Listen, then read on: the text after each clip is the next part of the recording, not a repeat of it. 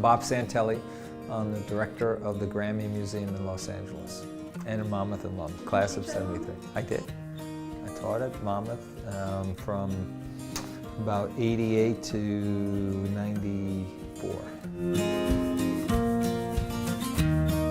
You know, the archives is a wealth of information, and unfortunately, when I wrote the book Greetings from East Street, the story of Bruce Springsteen and the East Street Band, the archives didn't exist. But I did use the Asbury Park Library, so there were some things from the library that I used.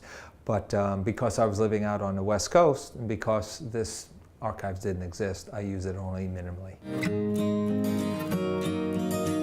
Well, you know, any author or research student or project concerning American popular music, New Jersey music, certainly Bruce Springsteen, benefits greatly from a project like this.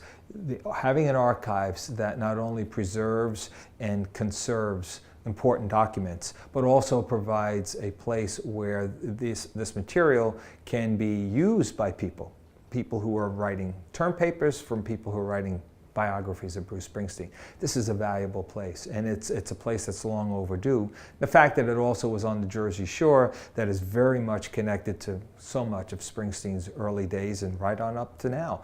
It's an ideal location, and it's an ideal opportunity. I'm sure those people who have written books on Springsteen in the past would have wished that this archive existed. It would have made their life and their job a whole lot easier.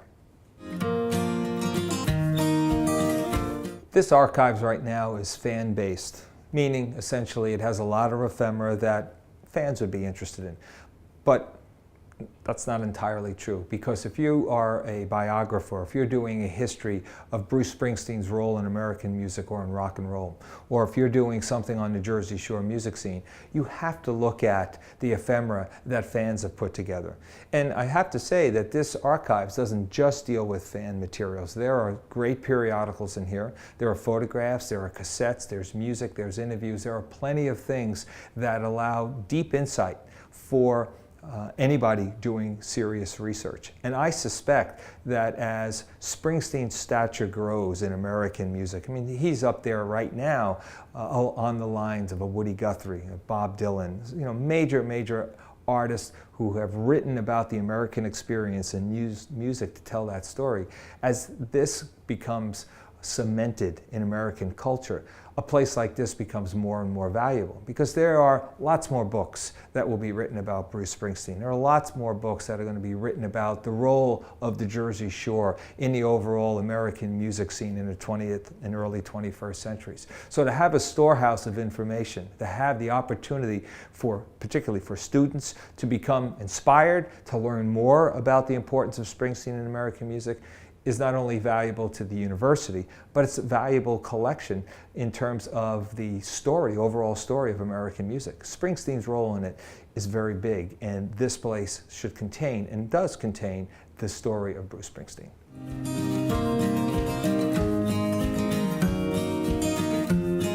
You know, I had just finished a book that just came out now. It's called This Land Is Your Land, Woody Guthrie and the Journey of an American Folk Song. And it really is the story of not just the most famous song in American folk music history, but it also tells the story of Springsteen and his connection to Woody Guthrie. Because as far back as 1980, in early 1981, late 1980, Bruce Springsteen came across a copy of the very first biography on Woody Guthrie. And Bruce read that and was immensely moved by it. And from that particular point on, Woody Guthrie has proven to be a major source of inspiration for Bruce, but also Guthrie acted as, and continues to act as, a, if you will, a vehicle back into American folk music. From Woody Guthrie, Bruce, of course, establishes a relationship with Pete Seeger, and Bruce's exploration of American folk music using Pete Seeger as his guidepost there. So Springsteen is absolutely connected. He's not the heir of Woody Guthrie. I don't think there could be someone like that. When you think about Bob Dylan, certainly Bob Dylan has a part in that. Certainly Pete Seeger, Arlo Guthrie, Tom Morello, and Bruce. These are major players who have carried on the importance of music as an agent for social and political change in this country. That's what Woody Guthrie did, and that's what Springsteen's music continues to do, and nowhere is it more evident than on Wrecking Ball, his newest album, which is all about, it's Springsteen's angriest album, and it's all about the social and political ramifications of a country that's kind of lost its way.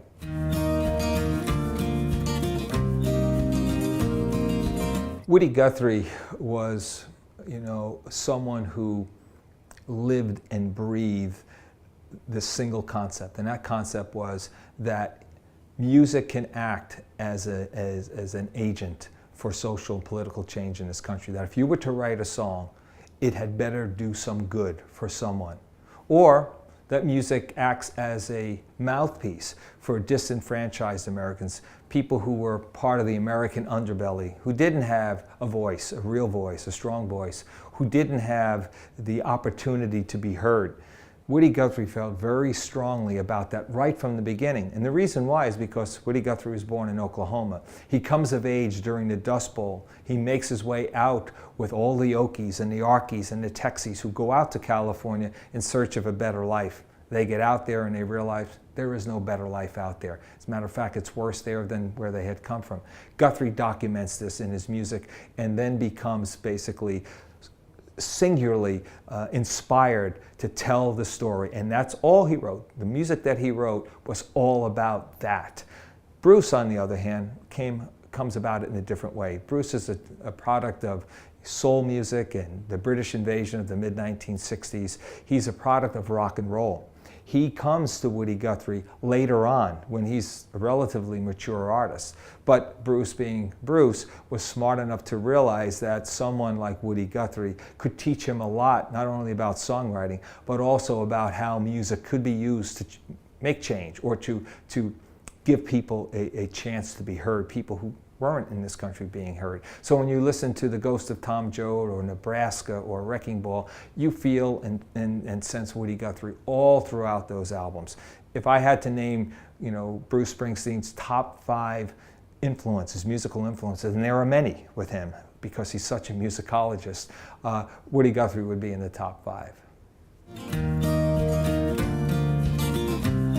The sign of a great song and the sign of a great artist is to write songs that express a singular idea and that then becomes universally accepted. So you may in concerts sing to one person in the audience, but in reality you're singing to 20,000. Or you may write a song that's aimed at one particular idea or one particular theme or one particular kind of person, and yet the beauty and the genius is to make that relevant for many, many people. Springsteen, like Woody Guthrie, is a master of detail, poetic detail in his lyrics. So he can write a song that creates a character, because many of Bruce's songs are like short stories put to music. Same way Woody Guthrie's were very similar to that as well. And we learn through that character about ourselves, we learn about our country, we learn about the problems and challenges we face. And so as a result, we have a situation where these songs become almost ownership by America. Springsteen writes them for a particular, but they're then embraced by the entire population. That's a sign of a great songwriter, and that's a sign of a great song. And both Guthrie and Springsteen and Dylan and others have used this to great effect. I grew up on the Jersey Shore and went to Monmouth College back in the late 60s and early 70s. And it was here actually that I fell in love not just with the idea of being a music journalist, which was a relatively new concept back then, but also about incorporating American music to help tell the American story. I was a history major here, and I was also the entertainment editor for The Outlook. So I got to cover a lot of concerts that were many concerts being performed back then at Monmouth and around the shore, including Bruce Springsteen's bands before the E Street Band even actually occurred. And from there I went to the Asbury Park Press and became their rock critic, the first rock critic, in 1973. I was still in school, and Jobson, Tom Jobson hired me. Okay, he hired me to do this. But in essence, really, my love of American music stems from my broad interest in Jersey Shore music as well as my interest in American history. And I've had the opportunity over the course of my career to marry the two, first as a journalist, then as a teacher, and now as a museum director. I wish, I see my role as twofold, really. One is I have been, for the past 25 years, having helped begin the Rock and Roll Hall of Fame, Experience Music Project, the Grammy Museum, the British Music Experience. I've been involved in a lot of museums. My main interest and my passion, almost obsession, is to make sure that this rich legacy of American music, because it is undoubtedly our most important and richest cultural ramification or reflection of who we are, and also the world sees it that way as well, to create these museums and archives, such as the Bruce Springsteen archive here at Monmouth, to house and store the story, to make it available for others who will follow in my footsteps, I hope, to not just use the music as a way to enjoy America, but to learn more about America. And I see myself also as someone particularly more local. I'm from New Jersey. I grew up on the Jersey Shore. I still consider it my home. And to give back, because I was there in the days, in the late 60s and early 70s when this whole thing was happening. And I have the stories. And so having gone to Monmouth and having been connected to Monmouth for a very long time, loving the Jersey Shore, to see it all more or less come together here at the archives and here on the campus of the university, and then to help get others who have bits and pieces of the story and bring it all here so that the entirety of the story is available for future generations. That's really what I want to do with the rest of my career, and hopefully make a difference in the way others had made a difference to me, people that I admired like John and Alan Lomax or others that have really done a great job to collect and to preserve, understood the necessity to do that.